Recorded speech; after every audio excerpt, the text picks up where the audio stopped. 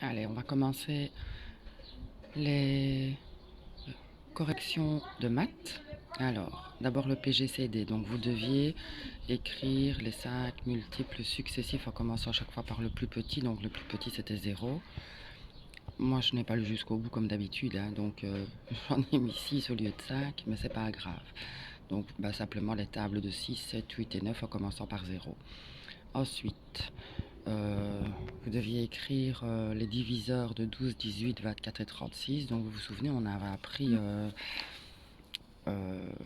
comment on faisait quand on les mettait du plus petit au plus grand. On faisait 12 divisé par A et puis on mettait 12 à la fin, vous vous souvenez? Donc voilà ce que j'ai fait, et le nombre qu'il fallait écrire, c'était 1.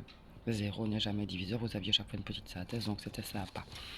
Ensuite, il fallait vérifier tous les diviseurs, ceux de 10, 16, 30, 40 et 100. Alors, il fallait inscrire ceux qui manquaient. Il y a une nombre. Voilà.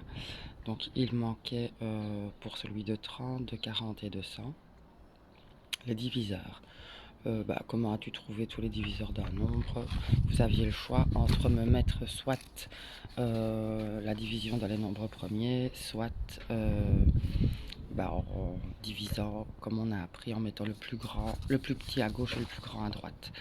Ensuite, il fallait rechercher les diviseurs de 14 et de 24 et noter les diviseurs communs. Il fallait faire pareil avec les diviseurs de 28 et de 30. Donc n'oubliez pas, les diviseurs, c'est pas ceux qui sont dans la table, c'est ceux qui divisent le nombre. Et puis il fallait faire la même chose avec 7 et 8. Là évidemment, comme c'était deux nombres qui n'avaient rien en commun, il n'y avait que 1. Et avec 25 et 100. Donc voilà. Ensuite, on avait la série des nombres premiers. 3, 5, 7, 11 et 23. Et évidemment, il y en a d'autres. Hein. Donc, voilà.